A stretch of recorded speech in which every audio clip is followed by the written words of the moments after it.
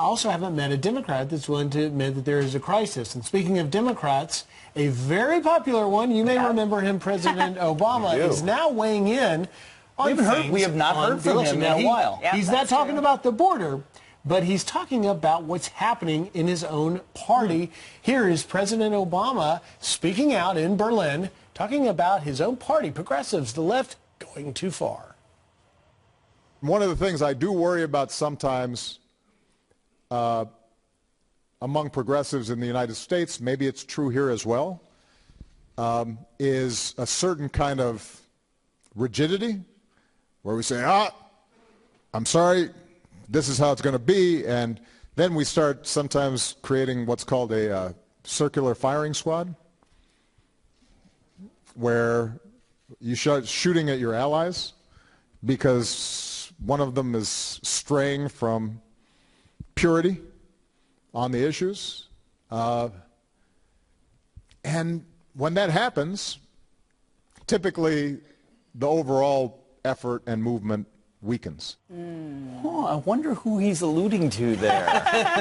It's also very easy to talk about unifying and let's get everybody on the same page when you're no longer a politician and you don't have to duke out those fights, you know, with the Senate, with the House of Representatives to get stuff done. That's true. You know, Joe Biden's been going through a lot for a week. No comment from the Obama team in support of the former vice president. To me, that's interesting. Of course. He could have come out and said, I know Joe Biden, he's a great guy, this stuff. Silence. And then he speaks out. I mean, I don't know if that's a shot at the Comrade Cortez or the other newcomers in the House who are demanding pure. Not sure, but I love that Obama. I don't know what that does. He sees a party that is moving so far to the left that it's going to become this, you know, really negative thing going into a primary. The Republicans did in 2016. However, your point is a valid one. I know I was understating it there a little bit, but here's the important thing: if President Obama would have gone on stage and endorsed Joe Biden, it would have cleared the field. He would have put behind him the whole hugging problem, and it would have shifted the trajectory. So here he is criticizing that they're shooting at each other, inciting each other, but yet because he doesn't want to weigh in a primary, he could have really put the party back on a central Democratic track, and he didn't.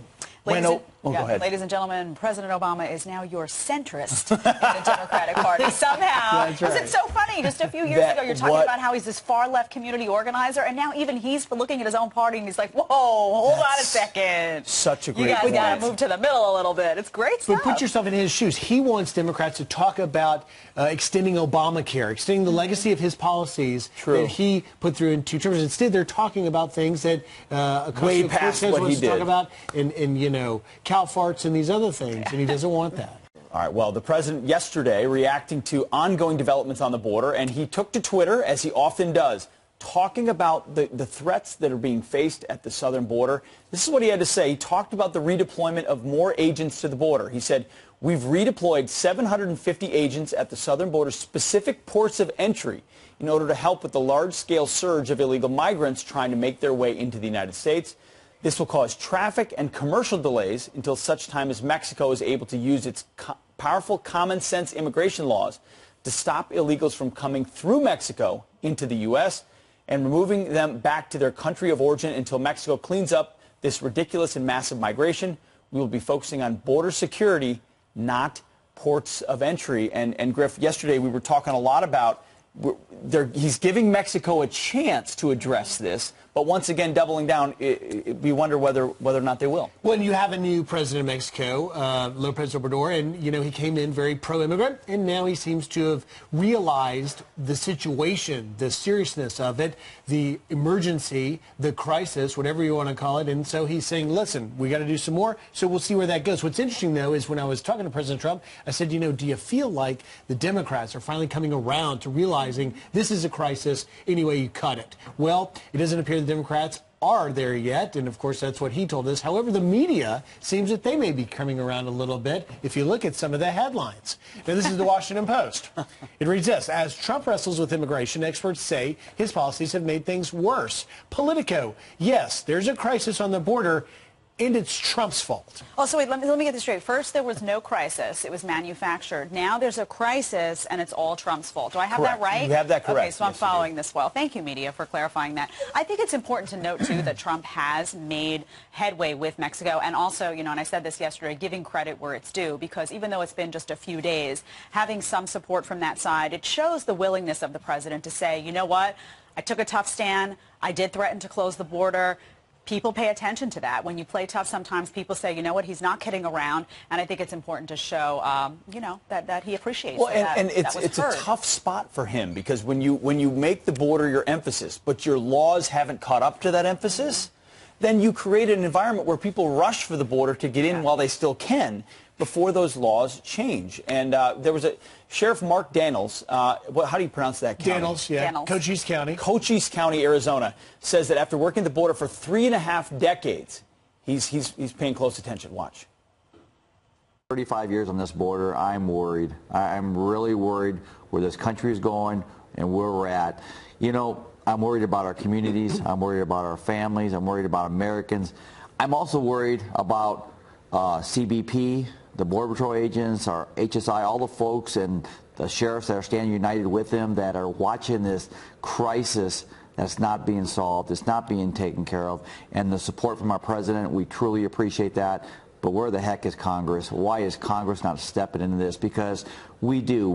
Where is Congress? How about this? Where is, you know, the Democrats? I mean, look, the media is admitting that there is a crisis, but yet it's President Trump's fault. But where is the media? Where are my colleagues saying that the Democrats are refusing to admit it? You're not going to see that story, I don't think. You have to hold Republicans accountable, too, though, because That's this went true. on for so long, and no one sat down and really addressed this. This is a Republican problem, a Democrat problem. Sure, you have President Trump that made this a key issue of his campaign and is trying to fulfill a campaign promise, but that is President Trump. That you cannot give the entire Republican Party and say they've been actively trying to address this immigration issue properly for years, because they didn't. And so you have to hold both parties accountable. They both have to come to the table, and they have to assist the president in securing the border and supporting these Border Patrol agents and these sheriffs and these people who are working so hard and don't understand. You feel their energy that they don't understand why they're not getting the support that they need to protect the country. No, it's true. And Griff, have you met a Border Patrol chief or sheriff that doesn't want tighter conditions on the border? Not a single one. As the border crisis reaches a breaking point, President Trump calls for an end to the laws and loopholes creating it. You catch them, and you release them. A visa lottery, a lottery. Countries, a lottery. You pick out a name. And the asylum program is a scam. How stupid can we be to put up with this? So how do we get to this point? There is a history here, and here to break it down is the Center for Immigration Studies resident fellow in law and policy, Andrew Arthur. Andrew, good morning to you. Good morning, Griff. Thank you for having me.